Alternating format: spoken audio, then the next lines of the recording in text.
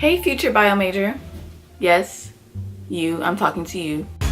Let's go. I know you're coming to college soon and you want to study biology and you need tips, you need help. If you don't know, like I go to Clemson, I'm a biology major, and I'm just gonna get right into the tips right now. Now, before I get into the tips, just know it's not called biology, it's called biological sciences.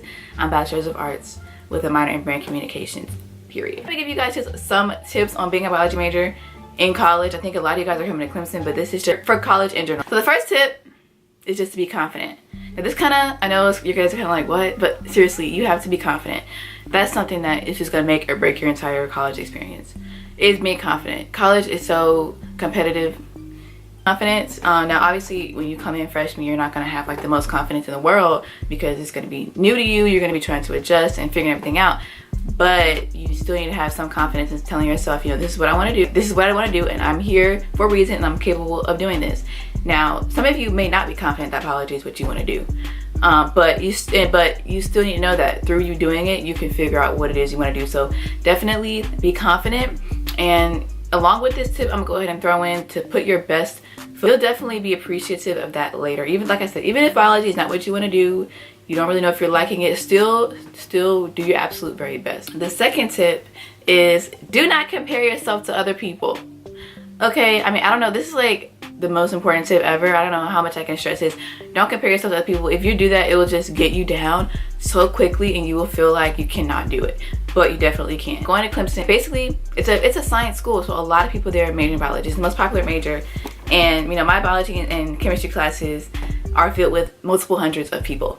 So there's just a wide range of people, a wide range of intelligence, of understanding, of capability, all of that. And it's just important for you to know where you stand in yourself. Don't listen to really what other people are saying, and that do not do that. Like if somebody says, oh my gosh, the exam was so hard, or this class is, don't listen to that. You cannot let that get to your head. Like I said, you have to be confident in what you're doing and know that you're here for a reason and that you can do it. There's gonna be people in your class, yes, the first day of class, when you go to biology 101, there's gonna be people that are just smarter than you, and that's just the truth. There's gonna be people that are not as smart as you. There's gonna be, like I said, a wide range of people, but it doesn't matter. Like, you're not there for them, you're not there to compare yourself to them, because at the end of the day, all of y'all will be graduating with that biology degree. So I would recommend, if there's somebody in the class that you know is smarter than you, you better use that. Like, get to know them, work with them, ask them questions, have them tutor. That's exactly what I did, and you'll be fine. You'll be completely fine. The third tip is get to know your professors. Now, I'm sure you guys are going to hear this a lot. That's like what every college student says as far as advice and tips, but it really helps. Now, what I did was I got to know my professors. Like, I went to office hours and I made sure my professor knew, okay, this is Nicole. But personally, I'm not a huge fan of going to talk to my professor because not even it's intimidating, it's just a little weird for me, and it takes a lot of time because you have to schedule the appointment, and then you know, you don't know where the office could be pretty far. You have to walk all the way to the office, walk back, and I feel like that could take like an hour, and during all that time I could be studying because the exam's coming up. So that's how I pretty much feel about office hours. But I think as long as you have a relationship with your professor, you know, you make it known that you do care about your class and that you're trying to get whatever grade in the class. Like, let's say you're trying to get like an A in the class, then you'll be fine. That way, whenever you have a question or something's going on, you can comfortably go talk to your professor. And I've had like really good experiences with my professors. Professors are so nice and kind in office hours.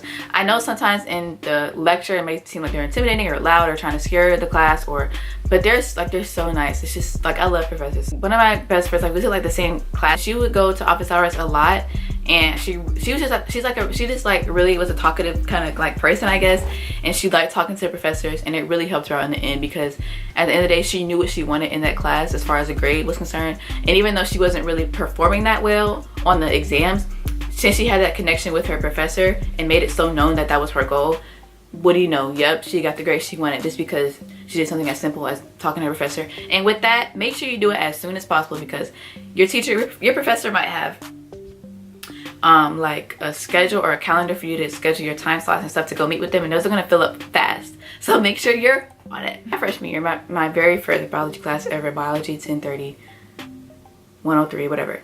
My professor was like a 75-year-old man for biology, and he said that for every hour you spend in lecture, you should be spending 3 hours outside of lecture studying for the class. Now, when I heard that, I was like, there's no way, because some of the stuff we were learning at that time, like I said, it was a very basic biology class. You couldn't spend 3 hours studying it because it just was not that in-depth. It was not that complicated. But I think that rule kind of just prepares you for the harder classes like biochemistry, like I took last semester. But one thing that I can say is you do need to study every day after class. I'm not saying you study for 3 hours. Study, even if you just look at your notes for 15 minutes, that can make such a big difference. I don't care if it's for 30 seconds. On your way to the dining hall, while you're eating, instead of looking at your phone, looking at Instagram, look at your notes, because it could really, really help you. Like, your teacher could give you a pop quiz the next day on that stuff. Seriously, it could really, really help you. So I would say, after your lecture, make it a point of yours to study after the class. I'm not saying right after the class, but the sooner you study after the class, the better. And along with doing that, work ahead and do some outside research on what you're learning about. So if you're learning about cellular respiration and you have a book that goes along with it, you have homework that goes along with it, do all of that, do all the reading and all that, but also look up things online about it, because there's going to be stuff that, like, Google is going to be your best friend in college, and there's going to be a lot of information you can find just online through reading articles that can help you connect the information of what you're learning and help it kind of all click and make sense and come together. Okay, this is my last tip. I try to give you guys kind of like exclusive tips and not be too obvious. So the last tip that I could think of was, personally, I'm a very visual learner, and biology is kind of like a visual field because you're learning about processes and things that are happening in steps, like sequential order. So what I do is, okay, like I was saying, like, look for outside sources. So like reading the textbook and following along of the PowerPoint that your teacher is showing in lecture and answering homework questions, it's not really going to help you that much. Like, it's not going to make you understand everything. It's not going to make you get A's on the exams. Like, in order to really get A's on the exams, you really have to be able to kind of take in what you're learning and then teach it to somebody else. That's how you know you're really learning it. So to get that, you need to look up YouTube videos and animations on what you're learning, and that will help so incredible. That will help so much, because my tutor for biochemistry, well, she was like a TA. She used to walk around with a whiteboard. Her major was biology too, and she said she would just draw out processes on her whiteboard, like a little mini whiteboard. She would just all the time just drawing out processes in the library and really figuring out what was going on. That's how you get A's, because I know sometimes, especially for me and like a lot of people, we're smart kids and we're doing everything we need to do. We're doing the homework, we're taking notes, we're studying, we're reading,